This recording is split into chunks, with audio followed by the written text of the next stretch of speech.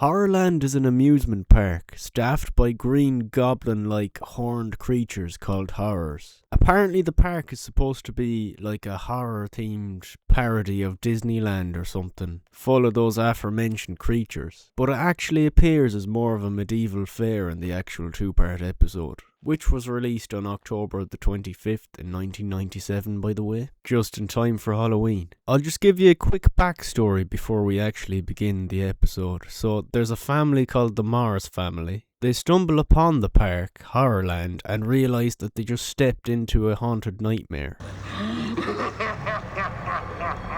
The family is observed for entertainment by the park's monsters, who literally set up events for them to be a part of. This always reminds me of the Truman Show, but instead of being watched by a production crew and millions from home, they're actually being watched by monsters, of course, and many monsters from home as well. I am sick of these scary human shows.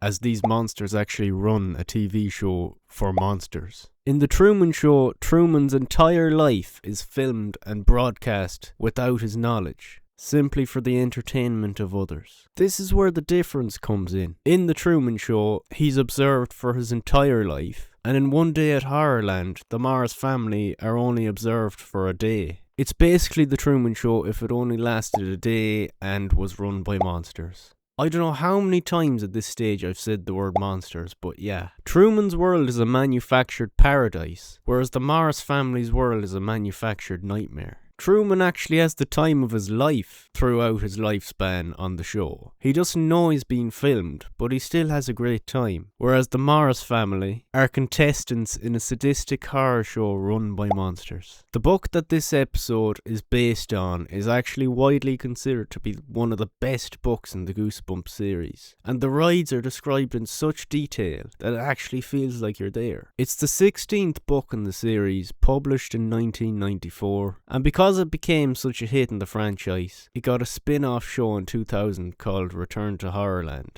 The spin-off introduces more dangers and attractions, making Horrorland even more prominent in the world of Goosebumps. I think I read both books as a kid, because I used to be obsessed with the entire Goosebumps series of books, but upon preparing for this video I can tell you wholeheartedly that I had absolutely no recollection of the One Day at Horrorland ones. But then again, that's the beauty of these videos. You get to reintroduce yourself to your nostalgic childhood.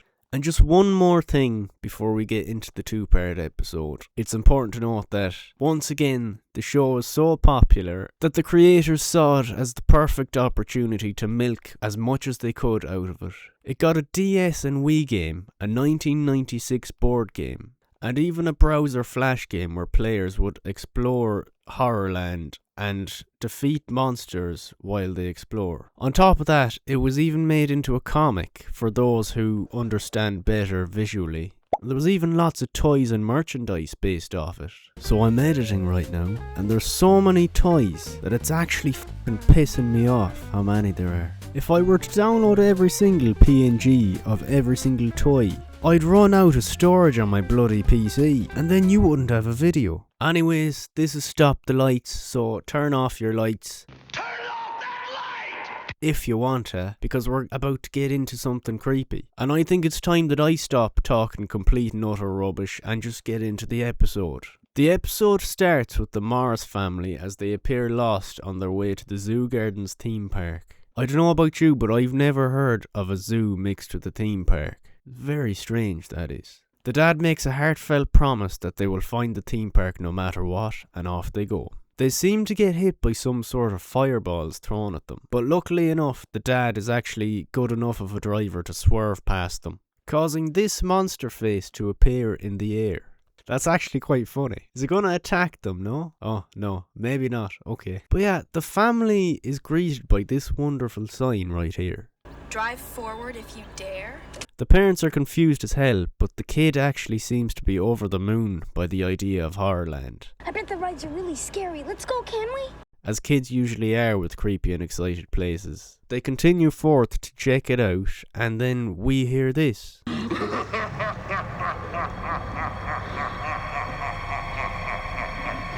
If that laugh was that loud for us, then surely the family would hear it, no? Okay, Apparently not. Already we see that they're being watched. And then they arrive and this happens to their car.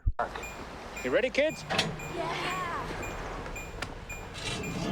Okay, they're clearly not getting out of here alive. But then again, the episode is called One Day at Horrorland, so maybe they die after a day, maybe they escape after a day. Who knows? We'll get into that. And this park is empty as hell. I'm pretty sure if I came across a park in a state like this, I wouldn't go. The family is just built different, and I do have to say that the mother is probably the most sensible person in this situation. I don't know. Wow, what a lovely guy he is. You're our guest today. Admission is free. Honestly, man, the guy just gave them free family access to the wonders of this park. And then we're greeted by this. Oh my gosh! Stay off the guillotine ride. Bloody hell. Even just seeing that decapitated head as a kid would have scarred me for life. Also, how the fuck she has remained looking so good as a decapitated head is beyond me. Sorry. Don't listen to her. She always likes to stick her neck out where it doesn't belong. That joke was actually flawless. Get it? 'Cause her head doesn't belong on a pair of shoulders? No? Okay. That's yet another sign right there that they're being watched. The kids are then allowed to go off on their own to explore, but with one caveat. They have to meet back at this exact spot in an hour. It'll be fine. Trust me.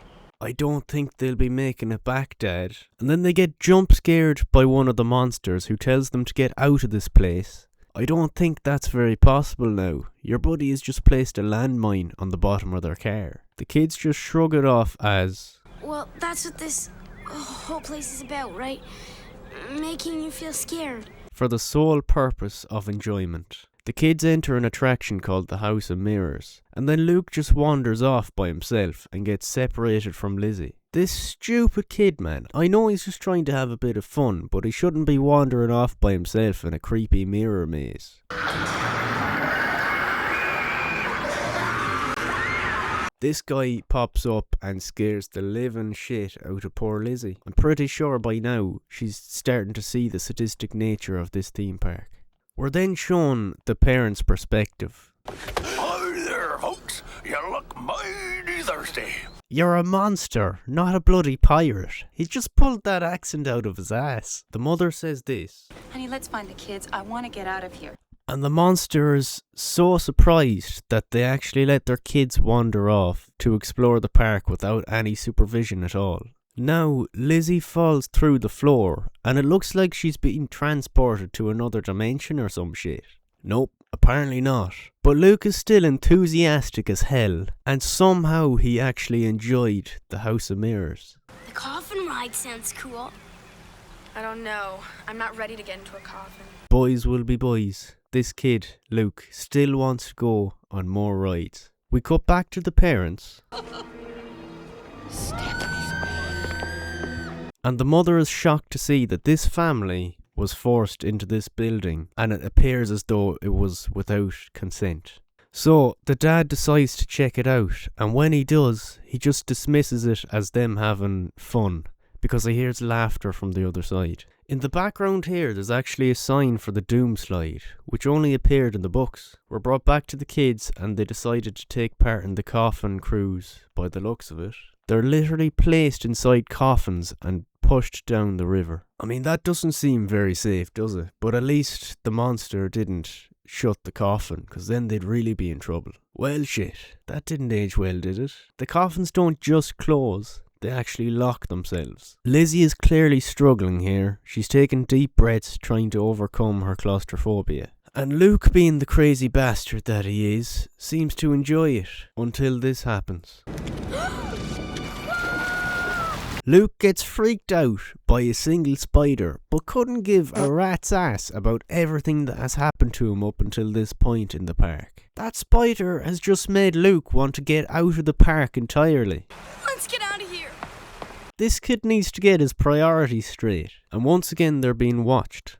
I feel like someone's watching us. Well, no Sherlock shit. It's all right. The kids reunite with their parents and they decide to leave for good. But there's one problem. There's no exit and... No one leaves Horrorland alive?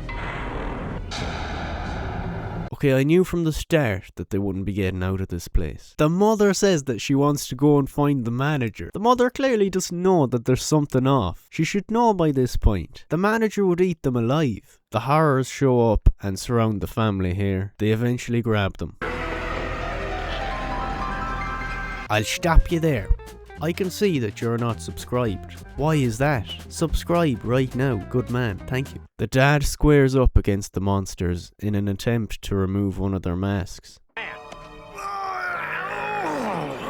That is until he finds out that it's not even a mask. This just riles up the monsters even more. So they get chased through the park and just decide to enter one of the buildings. Bad idea there, lads. Out of the frying pan and into the fire. When they enter the building, one of the horrors wants to thank them for being today's special guest on the show.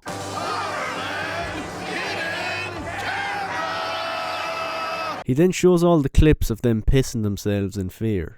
The horror says that they can't go home, and if they do go home, they don't win the car. I don't think it would hurt to just play the game. Okay, he wants the car. Of course he does. The game could literally be a matter of life or death, but he doesn't care. He just wants the car. The brand spanking new car. And it's a sports car as well. So now the family sit down and get their makeup done by what appears to be a very feminine looking horror.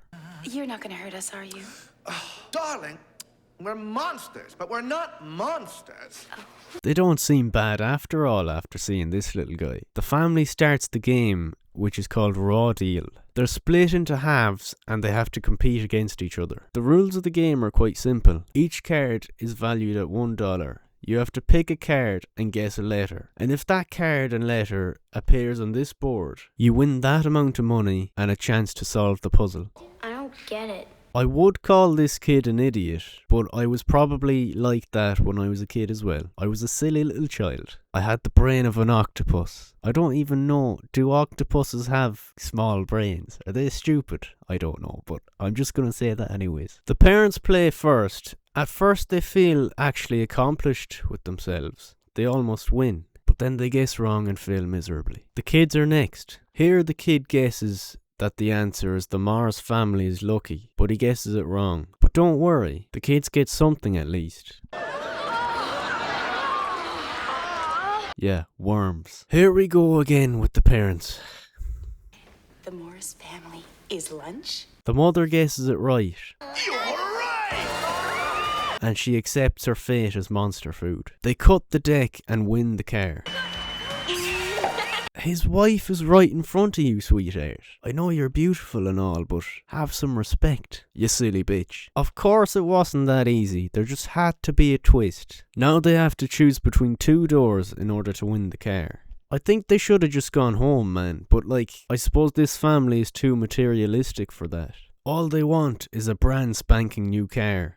They don't care about their lives. Or maybe they do, but they're just too dumb to realise that this is risking their lives. Behind one door is the car, and behind the other door is Ripper the killer. So if they actually go into the other door, they don't actually get killed by one of the horrors after all. They choose the first door, and there's Ripper.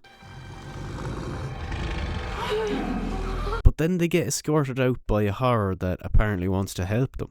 I want to help you. Then that horror gets eaten by Ripper. What a way to go, a monster sacrificing his life to save a human. Probably the most decent monster we've met too. They spot the car through the fence and find a gap in the fence and then make their way over to the car. As they make their way to the car, they get bombarded by a bunch of horrors. Do you all remember that mine that was placed in the bottom of the car at the start? Well, let's not forget about that.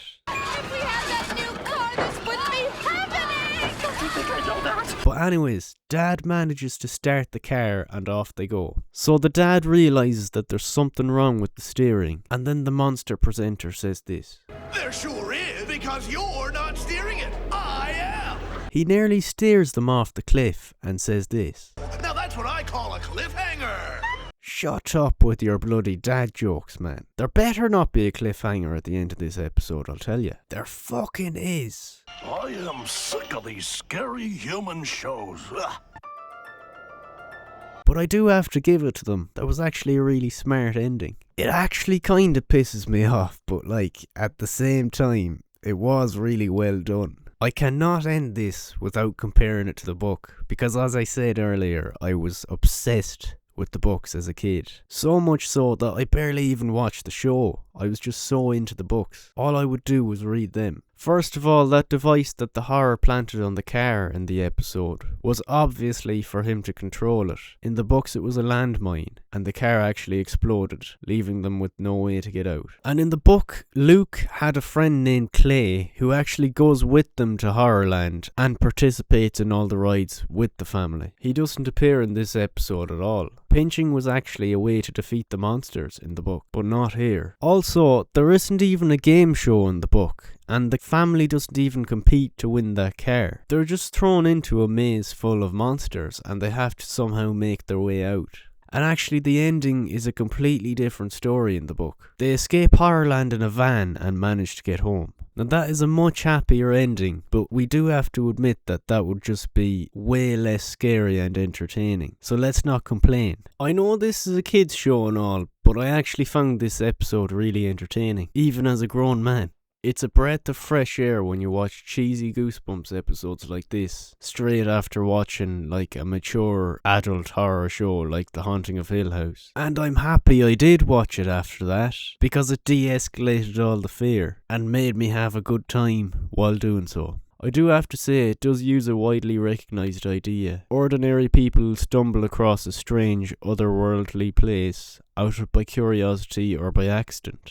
And they're stupid enough to explore the place, because humans are curious creatures, what can I say? And then they realise that it's dangerous, supernatural, or bound by rules that they can't understand. And this concept has been explored in movies like Spirited Away, Coraline, The Cabin in the Woods, and Pan's Labyrinth. Now, judging by the release date of this episode, One Day at Horrorland, I'd say it could have been one of the pioneers of that concept, which is what makes it great. It also has that comedic undertone to it as well. And it's easy to see why they kept bringing Horrorland back, creating spin-offs, merchandise and all that jazz. Because the concept is just so entertaining. And finally, it's impossible to dismiss the resonance that this episode has with The Truman Show. And you know what? I actually think The Truman Show could have been influenced by this. I could be wrong though, obviously, but the concept is more or less the same. When I first saw The Truman Show, I thought it was so unique and it had a concept that I'd never seen before. But now upon seeing One Day at Horrorland, I realised it wasn't as unique as I thought.